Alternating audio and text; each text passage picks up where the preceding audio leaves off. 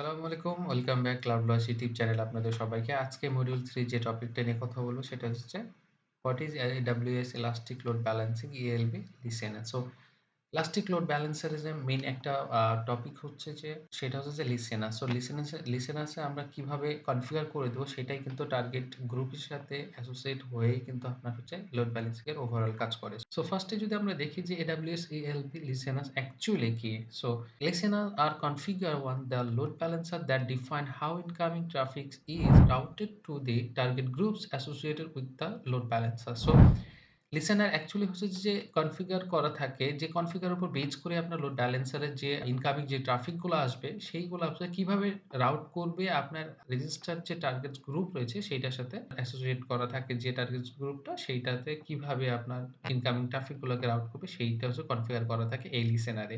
এই লিসেনার যেভাবে আপনি কনফিগার করে দিবেন এবং আপনার টার্গেট গ্রুপ সিলেক্ট করে দিবেন সেইভাবে আপনার এই লিসেনার কাজ করবে এবং লোড ব্যালেন্সার ওভারঅল কাজ করবে।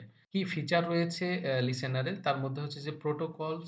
তো listener support various protocol such as HTTP, HTTPS, TCP and SSL and TLS. So আপনার প্রোটোকলগুলো সাপোর্ট করে HTTP, HTTPS, TCP and SSL and TLS, যে আপনার প্রোটোকল রয়েছে সেইটা। অ্যান্ড দেন হচ্ছে যে port, listeners specify the port on which the load balancer listens for incoming traffic. So আপনার port আপনি সিলেক্ট করে দিতে পারবেন এই লিসেনারের মধ্যে এবং সেই পোর্ট অনুযায়ী হচ্ছে লিসেনার লিসেন করবে ইনকামিং ট্রাফিকে এবং হচ্ছে সেইটা সামনের দিকে ডিস্ট্রিবিউট করবে।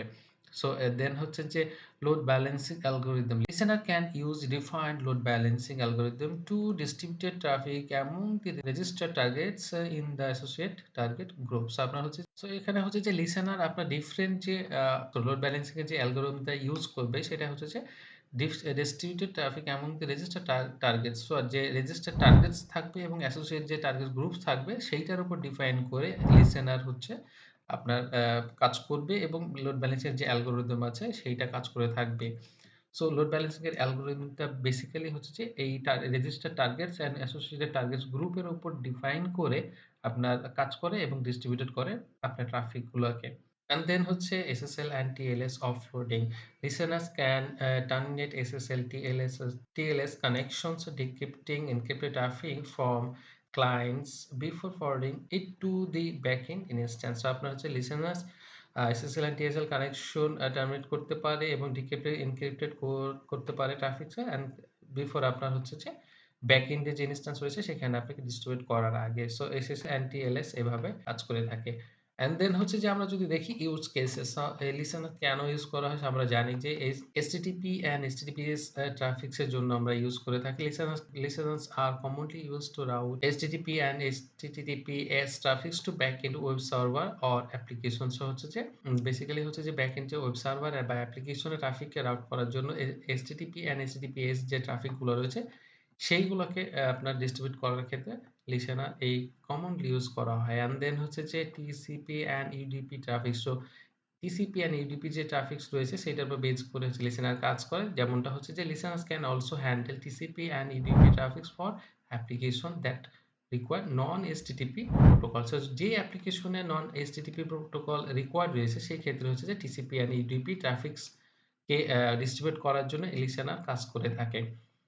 দেন হচ্ছে যে SSL and TLS termination. So আমরা একটু আগে দেখলাম যে এসএসএল টিএলএস এ কিভাবে কাজ করে। Listeners with HTTPS protocol can terminate SSL and TLS connection allowing the load balancer to handle encryption decryption. So হচ্ছে যে আপনার এসএসএল কিভাবে কাজ করে আমরা একটু আগে দেখলাম। আবার একটু দেখি যে এইচটিটিপিএস যে প্রোটোকল রয়েছে সেটার মাধ্যমে হচ্ছে যে এসএসএল এন্ড টিএলএস এর যে কানেকশন রয়েছে সেটাকে অ্যালাউ করে load balancer to handle encryption and decryption. So encryption and ডিক্রিপশনটা হ্যান্ডেল করতে পারে, লোড ব্যালেন্সকে অ্যালাউ করে থাকে এসএসএল অ্যান্ড টিএলএস কানেকশনের মাধ্যমে। সো এরপরে হচ্ছে যে configuration. So listeners are configure as part of the load balancer setup. So আপনার যখন লোড ব্যালেন্সার সেটআপ করবেন তখনই হচ্ছে যে এই লিসেনারটাকে সেটআপ করা হয় বা কনফিগার করা হয়। এটা একটা পার্ট যেটা আপনি এএলবি বা এনএলবি যে লোড ব্যালেন্সার আপনি সেটআপ করবেন তখনই হচ্ছে যে এই লিসেনারকে কনফিগার করা হয়।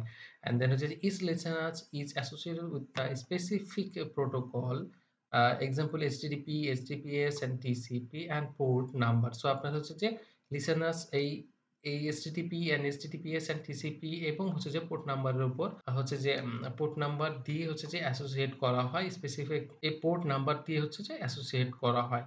And then হচ্ছে যে HTTPS listeners required as SSL TLS certificate for securing the connection between the client and the load balancer. So the client and load balancer এর মধ্যে যে কানেকশন বিল্ড করে সেটাকে সিকিউর কানেকশন বিল্ড করার জন্য SSL and TLS এর certificate required থাকে এই লিসেনার্স এর ক্ষেত্রে।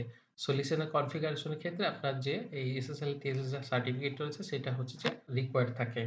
And then হচ্ছে যে listeners rules যে রয়েছে যে listeners define the route rules that determine how incoming requests are forwarded to the appropriate target groups. আপনার সো লিসেনারদের যে রাউট রুল রয়েছে সেটাকে ডিফাইন করে যে how incoming request are forward to the appropriate targets group. কিভাবে আপনার হচ্ছে যে ইনকামিং যে রিকোয়েস্ট আছে সেটা কিভাবে অ্যাপ্রোপ্রিয়েট টার্গেটস গ্রুপে হচ্ছে ডিস্ট্রিবিউট করবে বা ফরওয়ার্ড করবে সেই এই রুলস এর মাধ্যমে ডিফাইন করা হয়। And then routing rules can be based on the request protocol, port host header or request path. So আপনার হচ্ছে যে রাউটিং রুলসটা আপনার base on request protocol, port host header and request পাথের উপর বেস করেই রুলসটা বিল্ড করা হয় বা রাউটিং রুলসটা বিল্ড করা হয়। অ্যান্ড দেন হচ্ছে যে integration with the target group. সহ আপনার হচ্ছে যে listeners routing incoming requested to specific target groups based on the defined routing rules. So আমরা যে রাউটিং রুলসটা সেট করব সেটাকে বেজ অন করে আপনি স্পেসিফিক যে টার্গেট গ্রুপ আছে সেইটার সাথে আপনার ইন্টিগ্রেট